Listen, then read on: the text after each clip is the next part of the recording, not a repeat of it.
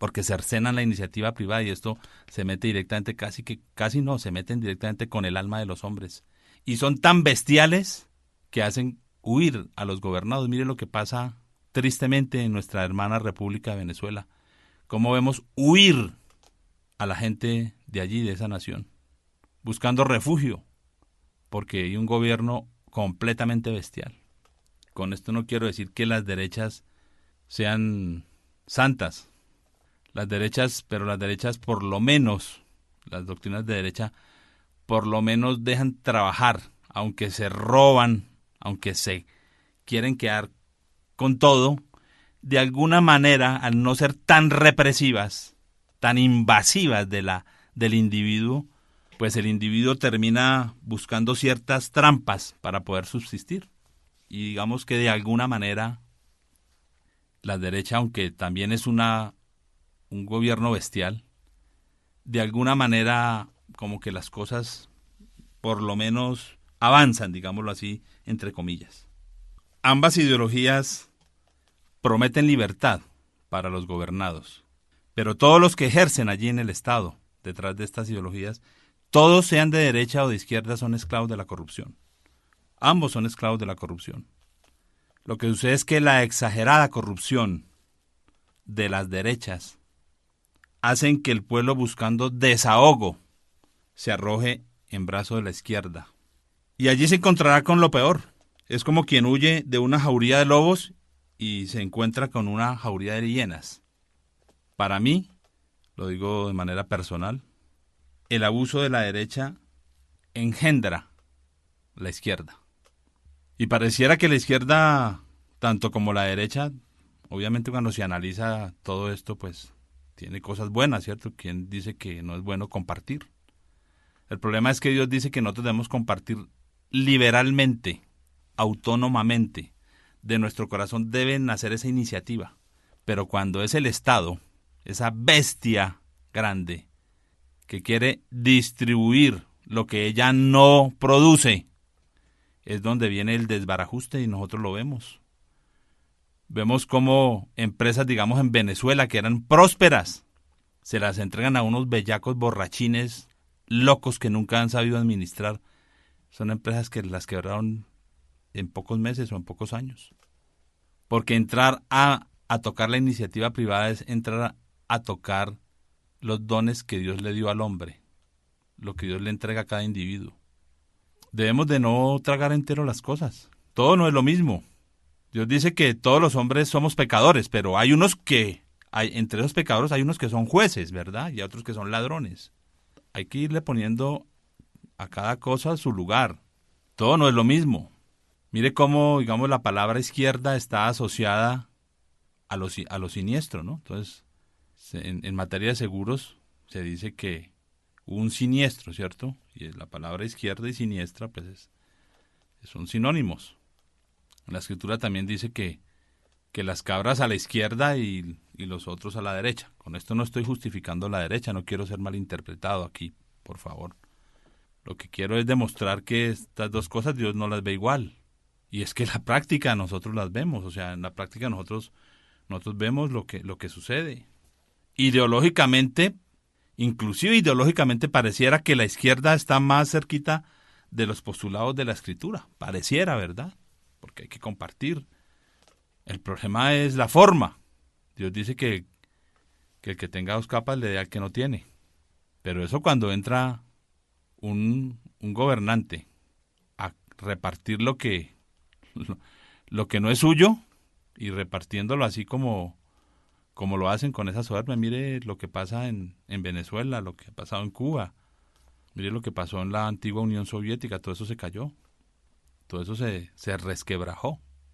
Entonces, ¿cómo nosotros vamos a creer que en ejercicio de las ideologías, que no son más que instrumentos que el hombre crea y después quiere arreglárselas para cumplirlos? Y digamos, te puede crear ideológicamente el reino de los cielos, pero vaya a ver cómo usted va a cumplir eso.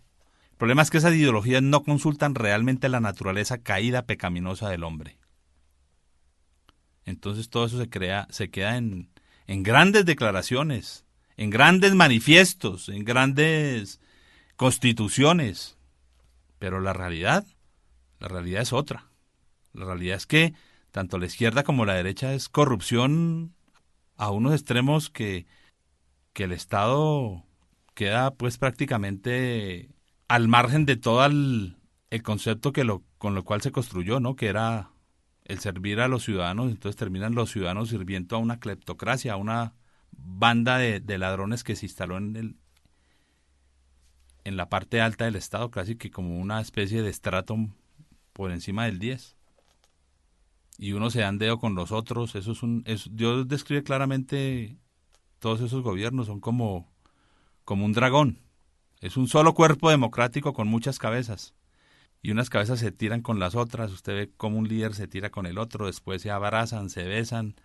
Eso violan la ley de la gravedad porque cae un funcionario público, cae de para arriba, después usted lo ve de ministro. Todos esos funcionarios públicos tienen sabiduría posterior y cuando gobiernan no hacen nada, pero después de que están en la posición entonces dicen que si ellos no sé qué harían o desharían, y cuando tienen el poder no hacen nada. Esto es el carrusel de la ignominia, amigo, que me escucha. Y ese carrusel de la ignominia, de la mentira, lo va a acabar el Señor. Va a venir a tomar el control de los gobiernos. ¿Usted cree que esto va a seguir así al garete? Que el que nos dio a nosotros el oído no oye, el clamor de los pueblos, que nos dio a nosotros el ojo no ve toda esta locura. Esto está pronto a finiquitar. Se han cumplido muchas cosas. Dios dice que al séptimo día va a reposar. Estamos entrados al séptimo día proféticamente. Eso también lo hemos explicado en algunos mensajes. Yo solo quiero que entendamos que tenemos entrada por una puerta angosta a un reino diferente, a un reino grande, al reino de Dios y su justicia, a un reino que Dios va a instaurar, del cual vale la pena servir. Vale la pena servir a un gobierno de esos. Vale la pena prepararnos acá en este pequeño tiempo que Dios nos da a nosotros como humanos, que es la vida de nosotros, es como neblina, dice el Señor, que hoy está y mañana no está. La vida de nosotros se nos pasa así, se va como un soplo. ¿Qué sentido tiene querer ejercer los gobiernos de este mundo para coger a cuatro manos el metal de este mundo para quedar presos de ese metal? Quedamos presos de la corrupción, quedamos presos de la mentira. Dios dice que ellos mienten y a su vez les mienten, eso es una cadena, ¿sí? Igual que la religión, ambos sistemas tirándose en aire fresco el uno al otro y los gobernados, los pueblos, haciendo parte de esa mentira. No aprendemos, porque ¿por cómo vamos a aprender si no colocamos el oído a nuestro Creador, que es el que nos muestra a nosotros la verdad? Voy a dejarlos con un audio de un politólogo que me parece que hace unos exámenes de lo que sucede aquí en Colombia muy interesantes. Él es un abogado, politólogo, paisa. Es el doctor Gilberto Tobón. Quiero dejarlos con ese audio. Vea, el país está diseñado para robar. ¿Por quiénes? Por los legisladores y el presidente de la República. Entonces, figuras, principio de oportunidad. Entonces usted llega y monta una bandola y se monta de gobernador, de alcalde, de ministro. Listo, vamos a robarnos el presupuesto. Se lo roba. Robe bastante para que tenga suficiente dinero para pagar fiscales y jueces para que lo manden para la casa. Pagar buenos abogados influyentes que lo lleven allá, ¿cierto? El Estado es un patrimonio, un botín que hay que capturarlo. El capitalismo colombiano es un capitalismo pirata. Entonces, la política colombiana ha sido siempre una política supremamente corrupta desde el siglo XIX. El fraude electoral es pan de cada día. Una curul de senador se la sacan a usted limpiecita por 3.000 o 4.000 millones de pesos, póngalos ahí en efectivo esa noche. Entonces, la política colombiana está basada en el clientelismo, o sea, en los favores. Pero en los últimos años ha habido una variante todavía más dañina y más dramática. Los contratistas del Estado que te entregan millonadas a cambio de que tú le vas a entregar los contratos, y los dineros ilegales del gangsterismo organizado articulado a los partidos políticos, eso no se ha acabado. La otra corrupción también es la entrega del dinero para comprarse los votos, Nacho. a puño limpio. Sí, pero es Un que voto vale en la costa 50, 60, 70. pero- Julio César Turbay la produjo frase filosófica, ¿no es cierto? ¿Qué va a hacer con la corrupción, doctor Turbay? Dijo, la reduciría a sus justas proporciones. Un político se vende como vender un producto mercantil cualquiera, un jabón, un desodorante, cualquier cosa, ¿no es cierto? Y hay publicistas, hay manipuladores de opinión, ¿cierto? Manipuladores de opinión, expertos en eso, ¿no es cierto?